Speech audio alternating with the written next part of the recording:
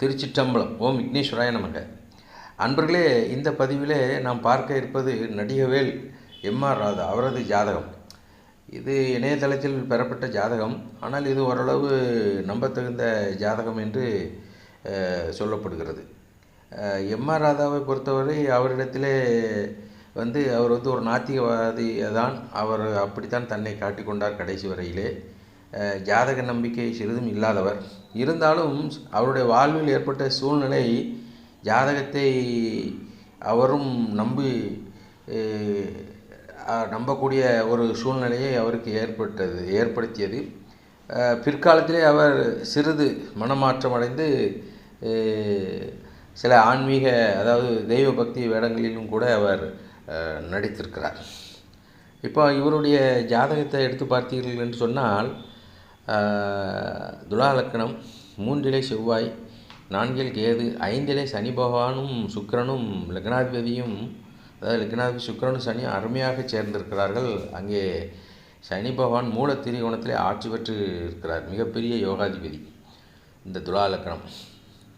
இதற்கு அடுத்து புதன் அங்கே 6வது இடத்துல நீசம் பெற்று காணப்படுகிறார். சூரியன் 7வது ஸ்தானத்திலே உச்சம் பெற்றிருக்கிறார். சந்திரன் பரணி நட்சத்திரம், மேஷராசி, 9 குரு, 10 ராகு. இது இவருடைய ஜாதகம். இதில் இந்த சூரியன் உச்சம் பெற்றாலும் கூட இவர் பெரிய பாதகாதிபதியாக இந்த ஜாதகத்திற்கு செயல்பட்டிருக்கிறார். அதனால் இந்த சூரியனுடைய உச்சம் இவருக்கு ஒரு பெரிய பிரபல்யத்தை கொடுத்தாலும் சில பாதகமான சூழ்நிலையை இவருக்கு ஏற்படுத்தியது.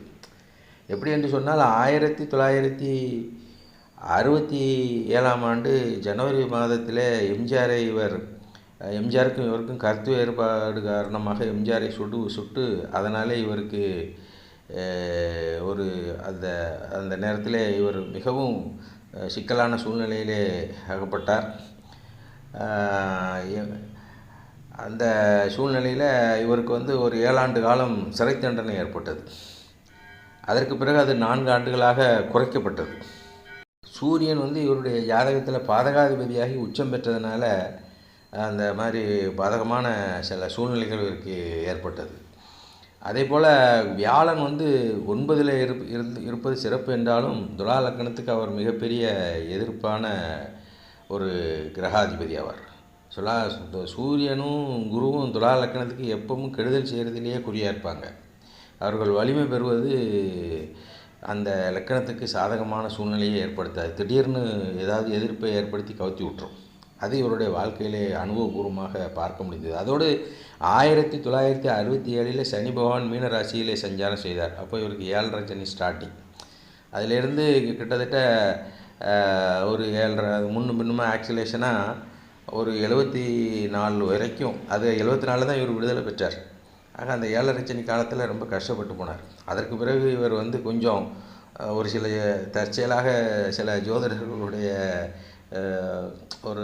யாராவது நண்பர்கள் மூலமாக எப்படியோ தெரிந்து அதற்கு பிறகு ஜோதிடம் என்பதும் ஓரளவு உண்மைதான் என்பதை மன ரீதியாக அவர் ஒப்புக்கொண்டதாக ஒரு வரலாறு உண்டு. ஆனால் அது வெளிப்படையாக யாரும் பேசப்படவில்லை. இவருக்கு யோகாதிபதி சனி பகவான் ரொம்ப வலிமையாக இருக்கிறார். அதே போல் 7ல் பாதகாதிபதி சூரியன் உச்சம் பெற்றார். 7வது இடத்துல பாதகாதிபதி சந்திரன் அங்கே இருந்தார். அப்புறம் 7ஆம் அதிபதி 3ல் இருக்கிறார், குருவின் பார்வையில் இருக்கிறார். அப்போது இந்த பாதகாதிஸ்தானம் 7வது இடத்துல இருப்பது அது ஒரு பெரிய தோஷம். செவ்வாய் 3வது இடம். இந்த 3வது இடம்லாம் மறுதாரத்தை குறிக்கக்கூடிய இடம். 3வது இடம், 11வது இடம், இதெல்லாம் 11வது இடம் 2வது தாரம். 3வது ஸ்தானம் 3ஆம் தாரத்தை குறிச்சிடும். அப்போ இந்த 3, 11, 7 இந்த தொடர்புகள்லாம் இருக்குது. அதில் பார்த்திங்கன்னா கிரகங்கள் நிறைய சேர்க்கை பெற்றிருக்கிறது. சூரியன், சந்திரன், செவ்வாய். அடுத்து அது 3வது இடத்தோடு குரு தொடர்பில் இருக்கிறாரு. ஏன்னா குரு பார்க்குறாரு. அப்படி பல சூழ்நிலைகள் இருப்பதனால இவருக்கு 6 மனைவிகள் பார்த்துக்கிடுங்க. நெற்காடிக்கல் பூர்வமாகவே 6 மனைவிகள், 12 பிள்ளைகள். 5ல் சனி, 5ல் சுக்கிரன் இருந்தாலே குழந்தைகள் அதிகமாக கொடுக்கும். அப்படி ஒரு விதி உண்டு பார்த்துக்கிடுங்க. லக்னாதிபதி 5 கூடிய சனீஸ்வரன், அவர் வேறு சொந்த வீட்டில் இருக்கிறார். அதனால் இவருடைய குழந்தைகளும் பிள்ளைகள் எல்லாருமே நல்ல பேரும் புகழுமாக தான் இருக்கிறார். நிறைய அவர்களும் கலைத்துறையில் நிறைய பேர் வாங்கியவர்கள் இருக்கிறார்கள். அது காரணம் அந்த 5 கூடிய சனி நல்ல வலிமை பெற்று காணப்படுவதனாலே. அதாவது